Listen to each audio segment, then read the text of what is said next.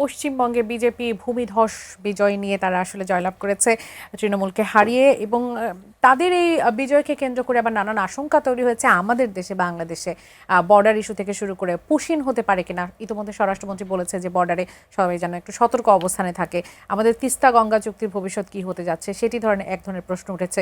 মুসলিম সংখ্যাগরিষ্ঠ যারা ওখানে আছে তাদের সাথে কি আচরণ হতে পারে, সবকিছু মিলিয়ে এই নির্বাচনের ফলাফলকে আপনি কিভাবে দেখছেন? দেখেন, প্রথমত বিজেপির যে বিজয় সেটা কিন্তু আমাদের জন্য খানিকটা, আমি যদি বলি বাংলাদেশের মানুষের জন্য খানিকটা হতাশাজনক।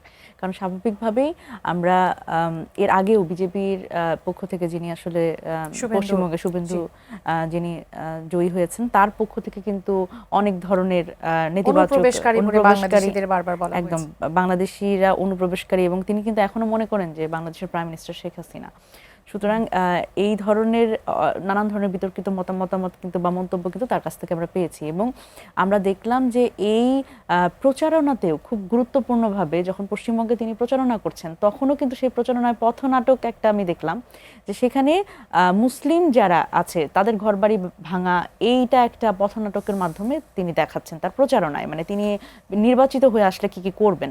সুতরাং এখানে কট্টর যারা আসলে যদি বলি যে একেবারে বিজেপি পন্থী, তারাই কিন্তু আসলে সেই ভোট ব্যাংকে তারা পেয়েছে। সুতরাং মুসলিম ভোট, মানে মুসলিমদের আসলে কি পরিস্থিতি হবে সেটা কিন্তু তারা আগে থেকে একটা বার্তা পাচ্ছিল, কিন্তু খুবই ভয়ঙ্করভাবে একটা ঘটনা এবার ঘটে গেছে। সেটা হচ্ছে যে অনেক ক্ষেত্রে যেটা হয় যে এই যে মমতা ব্যানার্জি, তার আসলে হারের কারণ হচ্ছে তারই তৃণমূলের যারা নেতাকর্মী, তারা যেটা হয় যে আসলে একটা সরকার যখন অনেক দিন ক্ষমতায় থাকে তখন তৃণমূলের নেতাকর্মীদের উপরে সেই সরকারের যদি হোল্ড না থাকে, মানে মানুষ যখন অত্যাচারিত হয় সেই সরকারের দ্বারা নিষ্পেষিত হয়, একদম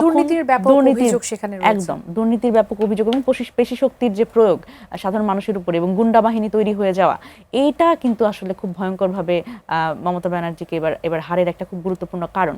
তো সুতরাং শুধুমাত্র আসলে বিজেপির উত্থান কিন্তু তাদের জনপ্রিয়তা না, এখানে আমি যদি বলি যে তৃণমূলের একটা ব্যর্থতাও সেখানে একটা খুব গুরুত্বপূর্ণ, তার জয়ের ক্ষেত্রে একটা বড় কারণ এনে দিয়েছে। এখন এই জায়গা থেকে আমাদের যেটা বিষয় সেটা হচ্ছে আমাদের এই যে অনুপ্রবেশকারী এবং যারাই মুসলিম তাদের বাংলাদেশে পাঠিয়ে দেওয়া, এই ধরনের মন্তব্যের ফলে যেটা হয়েছে সেটা হচ্ছে যে আমাদের দেশের যেহেতু আমাদের সবচেয়ে বেশি বর্ডার আমরা শেয়ার করি ইন্ডিয়ার সাথে, সেখানে আমাদের স্বভাবতই আমাদের একটু টেনশন বিরাজ করছে সেই বর্ডার এরিয়াগুলোতে, এবং একটা পুশিনের কথা কিন্তু অলরেডি এসছে, এবং সরকারের পক্ষ থেকে বলা হয়েছে যে এটি কঠোরভাবে দমন করা হবে বা এটা নজর রাখা হচ্ছে, পুশিনের ঘটনা ঘটতে দেওয়া হবে না। তো আমরা চাই আসলে সেই জায়গাটা আসলে ওনারা যেভাবে বলছেন সেভাবে আসলে যদি করা যায় সেটা তো খুব ভালো। কিন্তু এখানে যে তিস্তার চুক্তির কথা বলা হচ্ছে, যে মমতা, আমরা এর আগেও দেখেছি যে মমতা ব্যানার্জির একটা তারই আসলে বিরোধের কারণে, তারই কিন্তু একটা তিনি চাননি, এটা এই কারণেই কিন্তু তিস্তা চুক্তিটা নিয়ে আমরা সামনে আগাতে পারিনি। সেই জায়গা থেকে কিন্তু খুব যে আমি ব্যক্তিগতভাবে বিজেপি সরকার আসার পরে এটার ক্ষেত্রে যে খুব আশাবাদী হতে পারি সেটাও না।